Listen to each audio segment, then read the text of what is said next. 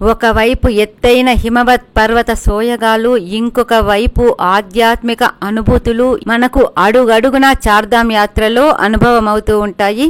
అటువంటి చార్ధామ్ యాత్రలో చివరిదైన బద్రీనాథ్ యాత్ర ఈరోజు చేస్తూ ఉన్నాము. జోషిమఠ్లో కొలువైన నరసింహస్వామి ఆలయాన్ని దర్శించుకున్న తర్వాత మేము బద్రీనాథ్కి బయలుదేరాము. కేవలం గంటలో మేము బద్రీనాథ్ చేరుకున్నాము. చూస్తున్నారు కదా, దారిలో ప్రయాణము ఎంత అద్భుతంగా ఉందో. చూసినంత మేర పచ్చగా హిమాలయ పర్వతాలే. ప్రయాణం ఎంత అద్భుతంగా సాగిందో, అక్కడ దర్శనము, ఆ దేవాలయ విశేషాలు కూడా అంతే అద్భుతంగా ఉన్నాయి. ఆలస్యం లేకుండా ఆ విశేషాలన్నీ చూసేద్దాం. Let's get in to the video.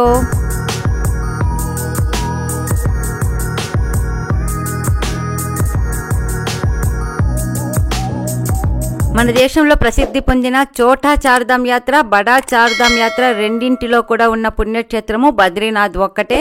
Badrinath Uttarakhand రాష్ట్రంలో చమోలి జిల్లాలో సముద్ర మట్టానికి 3133 మీటర్ల ఎత్తులో ఉంటుంది. బద్రీనాథ్ క్షేత్రాన్ని శ్రీ మహావిష్ణువుకి స్వయం వ్యక్త క్షేత్రంగా మరియు అవిముక్త క్షేత్రంగా చెబుతారు. భగవానుడే స్వయంగా ఆవిర్భవించిన ప్రదేశమే స్వయం వ్యక్త క్షేత్రము. ఆ విధంగా శ్రీమన్నారాయణుడే ఇక్కడ మానుష్య ఆకారంలో స్వయంగా అవతరించినట్లుగా చెబుతారు. భగవంతుడు ఒక ప్రదేశాన్ని ఎప్పటికీ వీడకుండా ఉన్న ప్రదేశాన్నే అవిముక్త క్షేత్రము అని అంటారు. పర్వతాకారంలో ఉన్న శ్రీమన్నారాయణుడు భక్తులను యోగముద్రలో ఉండి యుగ యుగాలుగా ఇక్కడ అనుగ్రహిస్తూ ఉండడం చేత ఈ ప్రదేశాన్ని శ్రీ మహావిష్ణువు యొక్క అవిముక్త క్షేత్రంగా చెబుతారు. ఈ క్షేత్రానికి బద్రీనాథ్ అనే పేరు రావడం వెనుక 3 ముఖ్యమైన పురాణ గాథలు ప్రచారంలో ఉన్నాయి. మొదటి కథ ప్రకారము ఒకప్పుడు ఈ ప్రదేశంలో రేగు చెట్లు విపరీతంగా ఉండేది. ఒక విధంగా చెప్పాలంటే రేగు చెట్ల అడవిలాగా ఉండేది. రేగు చెట్లని సంస్కృతంలో బదరీ వృక్షాలు అని పిలుస్తారు. ఈ విధంగా ఈ ప్రదేశంలో బదరీ వృక్షాలు ఎక్కువగా ఉండడం చేత ఈ ప్రదేశాన్ని బదరికావనం అని పిలిచేవాళ్ళు. కాలక్రమేణా ఎక్కువ మంది మునులు ఇక్కడ నివాసం ఏర్పరచుకోవడం చేత బదరికాశ్రమంగా పిలిచేవాళ్ళు. ఈ ప్రదేశానికంతా నాథుడైన శ్రీమన్నారాయణుణ్ణి బద్రీనాథ్గా కొలవడం ప్రారంభమయ్యింది. అందుకే ఈ ప్రదేశానికి బద్రీనాథ్ అనే పేరు వచ్చింది. రెండవ కథ ప్రకారము శ్రీమన్నారాయణుడు ఈ ప్రదేశంలో యోగముద్రలో కూర్చొని ధ్యానం చేసుకుంటూ భక్తులను అనుగ్రహిస్తూ ఉంటాడు. ఇక్కడ విపరీతమైన చలి వాతావరణం చేత శ్రీమన్నారాయణునికి కష్టం కలగకుండా శ్రీ మహాలక్ష్మి ఒక బదరీ వృక్షము అవతారం దాల్చి ఆయన పక్కనే ఉండి ఆయనకు నీడను కల్పిస్తూ ఉంటుంది. ఆ మహాలక్ష్మి అమ్మవారు అంటే బదరీ యొక్క నాథునిగా ఇక్కడ స్వామివారిని బద్రీనాథ్గా పిలుస్తూ ఉంటారు. మూడవ కథ ప్రకారము బదరీ అంటే పర్వతం అని కూడా ఇంకొక అర్థం వస్తుంది. ఇక్కడ నారాయణుడు పర్వతం ఆకారంలో నిలిచి ఉండడం చేత ఈ ప్రదేశానికి బద్రీనాథ్ అనే పేరు వచ్చినట్లు కూడా చెబుతారు. తమిళనాడుకు చెందిన 12 మంది ప్రసిద్ధ ఆళ్వార్లు తాము రాసిన నలయిర దివ్య ప్రబంధం పురాణంలో మంగళ శాసనములతో కీర్తించిన 108 దివ్య దేశాలలో బద్రీనాథ్ను 101వ దివ్య దేశంగా కీర్తించడం జరిగింది. మాటల్లోనే బద్రీనాథ్ చేరుకున్నాము.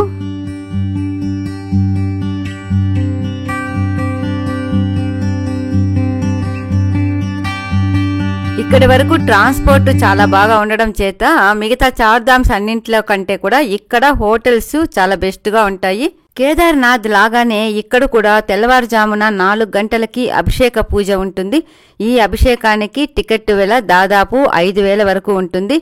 అభిషేకం చేయించుకోవాలి అనుకునే వాళ్ళు తప్పనిసరిగా బద్రీనాథ్లోనే స్టే చేస్తూ ఉంటారు. మేము లాస్ట్ ఇయర్ అక్టోబర్ 1st వీక్లో వచ్చాము. అప్పుడైతే కొండలపైన మంచు అంతగా కనిపించలేదు. అయితే ఈసారి అక్టోబర్ లాస్ట్ వీక్లో వచ్చాము. కొండలపైన అంతా మంచు కొంచెము ఎక్కువగానే కనిపిస్తూ ఉంది. చలి కూడా ఎక్కువగానే ఉంది. దేవాలయం వద్దకు వెళ్లడానికి కారు వీలైనంత దగ్గరగా పార్క్ చేసి మేము కాలినడకన దేవాలయానికి బయలుదేరాము. దాదాపు 1 కిలోమీటర్ నడవాల్సి వచ్చింది. ఇక దారంతా కూడా పూజా ద్రవ్యాలు అమ్మే షాపులు, కొన్ని హోటల్స్ లాంటివి చాలానే ఉంటాయి. ఆలయం వరకు వెళ్లడానికి ఒకే ఒక పెద్ద రోడ్ అంటూ లేదు. చిన్న చిన్న దారులే చాలా ఉన్నాయి. అయితే ఏ దారిలో వెళ్ళినా కూడా మనము అలకనంద నది వరకు వెళ్లిపోతాము. బద్రీనాథ్ శ్రీమన్నారాయణుని స్వయం వ్యక్త క్షేత్రమని, ఆయన స్వయంగా ఇక్కడ ఆవిర్భవించడం జరిగిందని చెప్పుకున్నాం కదా. ఆ కథ తెలుసుకోవాలి అంటే మనము సత్యయుగంలోకి వెళ్లాల్సి ఉంటుంది. ఆది మన్వంతరంలో విశాలుడు అనే విష్ణు భక్తుడైన రాజు ఈ ప్రదేశాన్ని పరిపాలిస్తూ ఉండేవాడు. సుఖ సంతోషాలతో వర్ధిల్లుతూ ఉన్న రాజ్యాన్ని ధ్వంసం చేస్తూ ఉన్న సహస్ర కవచుడు అనే దుష్టుడిని సంహరించడానికి శ్రీమన్నారాయణుని కోసము సహాయం కోసము ప్రార్థింపగా స్వామివారు ధర్మ ప్రజాపతి మరియు మాతామూర్తి అనే దంపతులకు నారాయణ అనే కవల పిల్లలుగా అవతరించి దుష్ట సంహారము చేసిన అనంతరము ఈ ప్రదేశంలోనే పర్వత రూపాలలో తపస్సు చేస్తూ ఉన్నారని పురాణ గాథ. శ్రీమన్నారాయణుణ్ణే ప్రసన్నం చేసుకున్న ఆ రాజు విశాలుని పేరు మీద ఈ ప్రదేశాన్ని బదరీ విశాల్ లేదా విశాల బదరి అని పిలుస్తారు. ఇప్పటికీ బద్రీనాథ్ ఆలయానికి రెండు వైపులా ఉన్న పర్వతాలే నర మరియు నారాయణ పర్వతాలు. ఆలయానికి తూర్పు వైపున నరుడు తపస్సు చేసిన పర్వతాన్ని నరపర్వతమని, పడమటి వైపున నారాయణుడు తపస్సు చేసిన పర్వతాన్ని నారాయణ పర్వతమని పిలుస్తారు. నారాయణ పర్వతం అంచునే బద్రీనాథుడు వెలిసి ఉంటాడు.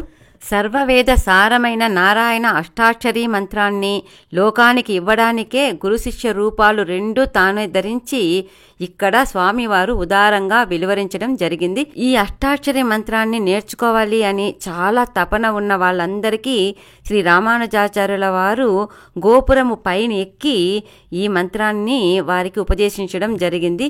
ఈ విధంగా అష్టాక్షరీ మంత్రాన్ని శిష్యులకి శ్రీ రామానుజాచార్యుల వారు ఇక్కడ నరనారాయణులని దర్శించిన తర్వాతనే అందించడం జరిగింది అని చెబుతారు. మహాభారత కాలంలో కురుక్షేత్రంలో యుద్ధం చెయ్యలేనని బాధపడుతూ ఉన్న అర్జునునితో భగవద్గీత బోధించిన శ్రీకృష్ణుడే అతనితో స్వయంగా తాను అర్జునుడు వేరు కామని చెబుతూ పూర్వజన్మలో తామిద్దరము నరనారాయణులమని స్పష్టం చేయడం జరిగింది. ఈ విధంగా స్వయంగా నారాయణుడే యోగ ముద్రలో ఉన్న ఈ ప్రదేశంలో యోగ సాధన చేసిన వారికి కాశీలో 60,000 రోజులు యోగాభ్యాసం చేసిన పుణ్యం లభించడమే కాకుండా ఇక్కడ యోగ సిద్ధి కూడా అతి త్వరగా కలుగుతుందని భక్తుల నమ్మకము. ఈ విధంగా యుగాలుగా ఇక్కడ పూజలు అందుకుంటూ ఉన్న బద్రీనారాయణుణ్ణి క్రీస్తు శకము 1వ శతాబ్దం ప్రాంతంలో ఇక్కడ దాదాపుగా అశోకుడు పరిపాలిస్తున్న కాలంలో బౌద్ధుల ప్రభావం చేత స్వామివారి సాలగ్రామ శిలని ఇక్కడ ఉన్న అలకనంద నదిలో పడవేయడం జరిగింది. అప్పుడు ఈ ఆలయాన్ని బౌద్ధాలయంగా కూడా మార్చివేయడం జరిగింది. ఆ తర్వాత కాలంలో శంకరాచార్యుల వారు క్రీస్తు శకము 8వ శతాబ్దంలో అలకనంద నదిలో ఉన్న స్వామివారి సాలగ్రామ శిలని తీసుకొని వచ్చి తప్తకుండ దగ్గర ఉన్న ఒక గుహలో ఉంచి పూజ చేస్తూ ఉండేవారు. ఆ తర్వాత ఇప్పుడు ఆలయం ఉన్న ప్రదేశంలో 16వ శతాబ్దంలో గహ్వాల్ను పరిపాలించిన మహారాజు చిన్న ఆలయం కట్టి పూజలు ప్రారంభించడం జరిగింది. ఇప్పుడు ఉన్న ఈ ఆధునిక ఆలయాన్ని జైపూర్ రాజులు కట్టించడం జరిగింది. ఇప్పటికీ బౌద్ధ దేశము టిబెట్ ఇక్కడికి అతి దగ్గరలో అంటే 25 కిలోమీటర్ల దూరంలో ఉండడం చేత ఆ సంస్కృతికి సంబంధించిన నిర్మాణ శైలి, రంగులు దేవాలయ నిర్మాణంలో మనం చూడొచ్చు. ఈ దారి గుండా వెళుతూ ఉన్నప్పుడు ఎదురుగా మనకు రంగురంగులుగా చివరిగా కనిపిస్తున్నది కదా, అదే బద్రీనాథుడు కొలువైన బద్రీనాథ్ ఆలయము. ఇప్పుడు మనం వెళుతున్న రోడ్డుకి దేవాలయానికి మధ్యలో అలకనంద నది ప్రవహిస్తూ ఉంటుంది. ఇంతవరకు చూసిన చార్ధామ్స్ అన్నింట్లో కూడా రష్ చాలా ఎక్కువగా ఉంది. ఇక్కడ చాలా తక్కువగా ఉంటుందేమో అనుకున్నాం, కానీ ఇక్కడ కూడా విపరీతమైన రష్గా ఉంది. క్యూ అయితే చాలా పొడవుగా ఉంది. ఇప్పుడు టైము 11 గంటలు అయ్యింది. 12 గంటలకల్లా దేవాలయం మూసివేస్తారు కాబట్టి మేము అంత లోపలే దర్శనం చేసుకోకపోతే మాకు టైము చాలా కష్టం అవుతుంది. అందుకే మేము ఏదన్నా దర్శనంకి స్పెషల్ టికెట్ ఉంటే తీసుకొని వెళ్ళాలి అనుకొని వెళ్తూ ఉన్నాము. అలా దూరం నుండి రంగులు విరజిమ్ముతూ ఉన్న బద్రీనాథ్ ఆలయాన్ని చూస్తూ ఉంటే భక్తి పారవస్యం కలిగింది.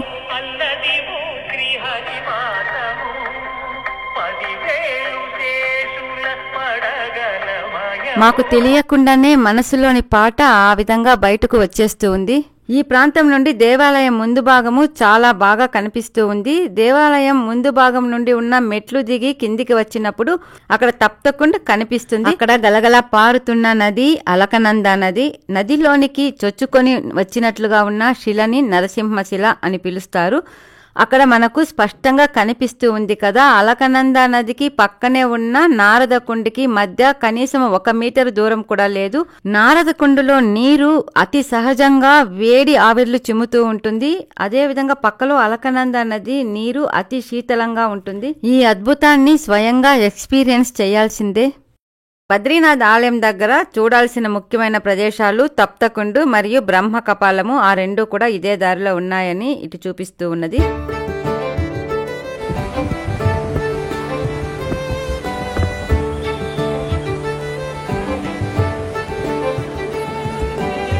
ఆలయము అటువైపు ఉండడం చేత ఎటు వెళ్లినా అలకనంద నదిని దాటడానికి బ్రిడ్జ్ దాటి వెళ్లాల్సిందే. మేము 12 లోపల దర్శనం చేసుకోవాలి అనుకుంటే విఐపి దర్శనం టికెట్ తీసుకోవాలనుకున్నాము. అది ఒక్కొక్కరికి 2000 రూపాయలంట.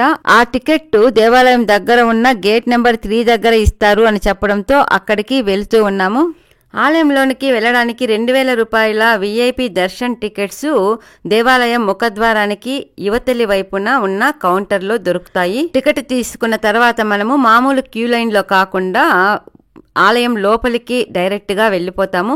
లోపల వెళ్ళిన తర్వాత గర్భగృహంలోనికి వెళ్ళడానికి ఇంకొక చిన్న క్యూ ఉంటుంది. ఆలయం అంతా 3 భాగాలుగా ఉంటుంది. గర్భగృహము, దర్శన మండపము, సభా మండపము. గర్భగృహంలో శ్రీమన్నారాయణుడు శాలిగ్రామ శిలారూపంలో నల్లని రూపంలో 1 అడుగు ఎత్తు ఉండి 2 హస్తాలు శంఖ చక్రాలను కలిగి ఉండి ఇక 2 హస్తాలు యోగ ముద్రలో ఉండే కూర్చున్న భంగిమలో భక్తులను అనుగ్రహిస్తూ ఉంటాడు. ఆయనకు కుడివైపున కుబేరుడు నారదుడు కొలువై ఉండగా ఎడమవైపున మహాలక్ష్మి, ఉద్ధవుడు, నరనారాయణులు, ముందు వైపున గణేశుడు ఉంటారు. శ్రీకృష్ణుడు తన అవసాన దశలో ఉద్ధవుణ్ణి బద్రీనాథ్కు వెళ్లి తపస్సు చేసుకోవాల్సిందిగా ఆదేశిస్తాడు. ద్వారకా మునిగిపోతున్న సమయంలో ఉద్ధవుడు ఇక్కడ తపస్సు చేసుకుంటూ ఉండడం చేత యాదవ కులంలో అతడు ఒక్కడు మాత్రమే మిగలడం జరుగుతుంది. బద్రీనాథ్ 101వ దివ్యదేశంగా కూడా చెప్పుకున్నాం కదా. ఇక్కడ చదవలసిన శ్లోకము ఓం బదరీ క్షేత్ర వాసాయ అరవిందవల్లి సమేతాయ అష్టాక్షరీ మంత్ర ప్రదాత్రే నరనారాయణాయ నమః. పెరుమాళ్ళు బద్రీనారాయణుడు, అమ్మవారు అరవిందవల్లి, ఎడమ పక్కన నరనారాయణులు, కుడి పక్కన కుబేరుడు, వెనుక గోడ పైభాగంలో చామరగ్రాహిణులు ఉంటారు. ఆయన ఇంతకు ముందే చెప్పుకున్నట్లు ధ్యాన ముద్రలో కూర్చున్న శంఖ చక్రధారి. ఉత్సవమూర్తులు బద్రీనారాయణుడు, అరవిందవల్లి, భూదేవి. అయితే ఇక్కడ అమ్మవారిని మహాలక్ష్మిగా పూజిస్తారు. విమానము తప్త కాంచన విమానము. ఈ దివ్యదేశాన్ని కీర్తించిన ఆళ్వార్లు పెరియ ఆళ్వారు మరియు తిరుమంగై ఆళ్వార్లు. పోయిన సంవత్సరము ఈ ఆలయం దర్శనంకి వచ్చినప్పుడు మహాలక్ష్మి టెంపుల్ అన్ని కూడా చాలా ఖాళీగా ఉన్నాయి. ఇప్పుడు ఎక్కడా కూడా అడుగు పెట్టడానికి సందు లేదు, అంతమంది ఉన్నారు. దర్శనము అయ్యి బయటకు వచ్చిన తర్వాత మహాలక్ష్మి ఆలయము, ఆంజనేయ స్వామి ఆలయంతో పాటు ఆలయానికి ఇటువైపున 3 చిన్న ఉపాలయాలు కూడా ఉంటాయి. ఈ ఆలయాలలో హనుమంతుడు, దుర్గాదేవి, ఘంటాకర్ణిజీ కొలువై ఉంటారు. ఘంటాకర్ణిజీ బద్రీనాథ్కి క్షేత్రపాలకుడు. ఆయనకు విడిగా ఇంకొక దేవాలయం ఉంది. అది మానా విలేజ్ చూసినప్పుడు చూడొచ్చు.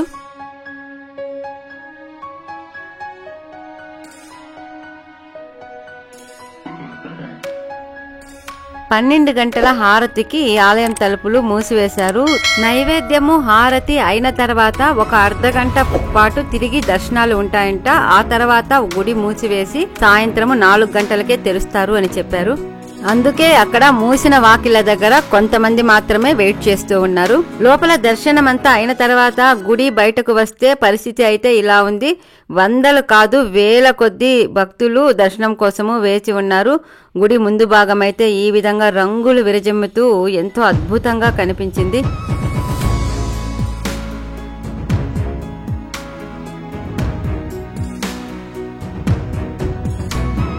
దర్శనానికి వెయిట్ చేస్తూ ఉన్న భక్తుల క్యూ అయితే ఎంత పొడవుందో చూసారా. సాధారణ క్యూలో దర్శనం పూర్తి కావడానికి 7 నుండి 8 గంటలైతే తప్పకుండా పడుతుంది అని చెప్పొచ్చు. దేవాలయం ముందు వైపున ఎడమ వైపున కిందికి మెట్లు కనిపిస్తాయి. ఆ మెట్ల ద్వారా కిందికి వెళ్ళినప్పుడు వేడి నీటి కుంటలు, సూర్యకుండ్ మరియు నారద కుండులు కనిపిస్తాయి.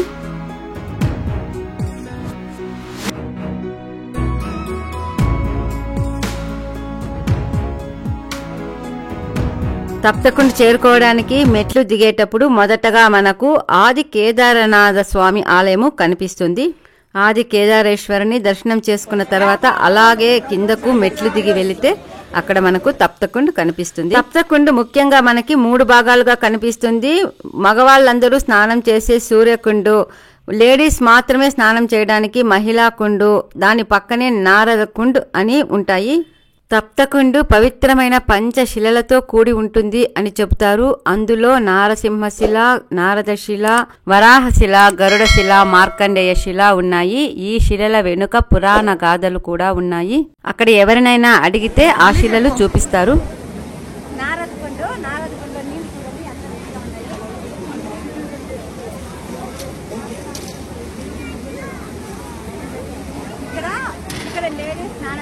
లోపల 4 గోడల మధ్యలో బద్రీనాథ్ దేవాలయాన్ని శీతాకాలంలో 6 నెలలు మూసివేస్తారని తెలుసు కదా. ఆ మూసివేసిన 6 నెలలు ఇక్కడ ఈ ప్రదేశంలో దేవతలు బద్రీనారాయణుని పూజ చేసుకుంటారు అని చెప్తారు. ఆ దేవతలు మొదటగా వచ్చి తప్తకుండులో స్నానం ఆచరించి ఆ తర్వాత పూజకు వెళ్తారని చెబుతారు. భక్తులు మొదటగా తప్తకుండులో స్నానం ఆచరించి ఆ తర్వాత బదరీనారాయణుణ్ణి దర్శించుకుని పూజ చేసుకుంటే వారికి ఉన్న శారీరక రుగ్మతలన్నీ కూడా తొలగిపోయి సంపూర్ణ స్వస్థత చేకూరుతుందని పెద్దల ఉవాచ. ఇప్పుడైతే మాకు స్నానం చేసే పరిస్థితులు లేవు కాబట్టి తలపైన నీళ్లు చల్లుకొని ఇక్కడికి దగ్గరలోనే ఉన్న బ్రహ్మ కపాలము చూడ్డానికి బయలుదేరాము. పక్కనే అలకనంద నది ప్రవహిస్తూ ఉన్నది కదా, దాని పక్కనే బ్రహ్మ కపాలము ఉంటుంది. హిమాలయాలలో పుట్టిన అలకనంద నదిని కూడా గంగా నదిలోని ఒక పాయగానే వ్యవహరిస్తారు. భాగీరథుని తపస్సు చేత ఇలకు దిగిన గంగా నది మొదటగా చాలా ఉధృతంగా ప్రవహిస్తూ ఉండడం చేత శివుని జటాజూటంలో దాన్ని బంధించడం జరిగిందని చెప్పుకున్నాం కదా. ఆ విధంగా కిందికి జాలువారినప్పుడు గంగా నది 2 పాయలుగా చీలిందని చెబుతారు. ఒక పాయ భాగీరథి నది కాగా ఇంకొక పాయ అలకనందా నది. ఇవి 2 కూడా దేవప్రయాగ దగ్గర తిరిగి గంగలాగా కలిసిపోతాయి. ఈ విధంగా గంగా నదితో సమానమైన పవిత్రత కలిగిన అలకనందా నదిలో 65,000 తీర్థాలు వచ్చి కలుస్తాయని చెబుతారు. తప్తకుండు ఉన్న ప్రదేశం నుండి అలకనందా నది పక్కనే దాదాపు 100 మీటర్ల దూరంలో బ్రహ్మ కపాలము ఉంటుంది. బ్రహ్మ కపాలము వెనుక ఉన్న పురాణ గాథని ఇప్పుడు తెలుసుకుందాము. ఒకసారి బ్రహ్మకి విష్ణువుకి తామిద్దరిలో ఎవరు గొప్ప అనే వివాదము తలెత్తుతుంది. ఆ సమయంలో వారిద్దరూ న్యాయం కోసము శివుని దగ్గరకు వెళ్తారు. అప్పుడు శివుడు తన లింగాకారాన్ని ఆది అంత్యాలు లేని అతి పెద్ద శివలింగంగా భూమి ఆకాశాలే హద్దుగా పెంచేస్తాడు. తన లింగం యొక్క కొనలు ఎక్కడ ఉన్నాయో చూసుకురమ్మని ఎవరు ముందుగా తెలుసుకుని వస్తారో వారే గొప్ప అని చెప్తాడు. ఊర్ధ్వముఖంగా వెళ్లిన బ్రహ్మ సురభిని మొగలి రేకుని సాక్ష్యంగా తీసుకొని తాను శివుని యొక్క కొనను చూశానని చెప్తాడు. అయితే విష్ణుదేవుడు నిజాయితీగా తాను చూడలేదు అని చెప్తాడు. అబద్ధమాడిన ఊర్ధ్వముఖంగా ఉన్న బ్రహ్మ 5వ తలని శివుడు కోపంతో తన జటాజూటంలోని వెంట్రుక ద్వారా కాలభైరవుణ్ణి సృష్టించి కాలభైరవుని చేతి ద్వారా ఖండింపజేస్తాడు. అయితే కాలభైరవుడైన శివునికి బ్రహ్మ తల హత్య దోష పాతకము అంటుకుంటుంది. అది ఏమి చేసినా కూడా తొలగకపోవడంతో ఆయన విష్ణువును ఆశ్రయిస్తాడు. శ్రీ మహావిష్ణువు సలహాతో కాశీకి చేరిన పరమశివుడి చేతికి అంటుకుని ఉన్న బ్రహ్మ కపాలము వారణాసి చేరగానే ఊడి కింద పడిపోతుంది. ఆ ఊడిపడిన కపాలము కాశీ నుండి దొర్లుకుంటూ వచ్చి బద్రీనాథ్ దగ్గర అలకనంద నదీ తీరంలో నిలిచినట్లుగా పురాణ కథనము. అయితే బ్రహ్మతల హత్యాదోషము శివునికి అంటుకోవడానికి రకరకాల పురాణ కథలు చెబుతారు. అదేవిధంగా వారణాసిలో తల ఊడిపడినప్పుడు కేవలము బ్రహ్మ పదార్థము మాత్రమే కింద పడిందని, అసలైన కపాలము అలాగే అంటుకొని దివ్య దేశాలలో ఒకటైన కపిస్థలం దగ్గర అది పూర్తిగా విడివడిందని కూడా పురాణ కథనము. ఏది ఏమైనా ఈ బ్రహ్మ కపాలము ఉన్న ప్రదేశంలో పిండ ప్రదానాలు చాలా ప్రసిద్ధి పొందాయి. ఇక్కడ పిండ ప్రదానము అతి శ్రేష్టమైనదిగా చెబుతారు. ఇక్కడ పిండ ప్రదానము చేసిన వారికి బ్రహ్మ యొక్క ఆశీస్సులు, అక్కడే కొలువైన శివుని ఆశీస్సులు, అదేవిధంగా బద్రీనాథుని ఆశీస్సులు, ఈ విధంగా త్రిమూర్తుల ఆశీస్సులు కలిగి స్వర్గాన్ని చేరుతాడని ప్రతీతి. అన్నవరంలో సామూహిక సత్యనారాయణ పూజలు చేసినట్లుగా, కాళహస్తిలో రాహుకేతు పూజలు చేసినట్లుగా ఇక్కడ పిండ ప్రదాన పూజలు సామూహికంగా జరుపుతూ ఉన్నారు. బద్రీనాథ్ ఆలయాన్ని శీతాకాలంలో 6 నెలలు మూసివేసినప్పుడు ఆలయ గర్భగృహంలో ఒక పెద్ద అఖండ దీపాన్ని వెలిగించి ఉంచడం జరుగుతుంది. ఈ అఖండ దీపము 6 నెలలు వెలుగుతూ ఉండి ద్వారాలు ఓపెన్ చేసేటప్పటికి కూడా అక్కడ వెలుగుతూ కనిపిస్తుంది. ఇది బద్రీనాథుని యొక్క మహిమగా చెప్పుకుంటారు. ఆలయాన్ని మూసివేసేటప్పుడు మహాలక్ష్మి అమ్మవారి ఉత్సవ విగ్రహాన్ని గర్భగృహంలోనే ఉంచి మూసివేయగా బద్రీ విశాలు, కుబేర, ఆదిశంకరాచార్యుల వారి ఉత్సవమూర్తులని పక్కనే ఉన్న జోషిమఠ్ దేవాలయాల్లో ఉంచి పూజలు చేయడం జరుగుతుంది.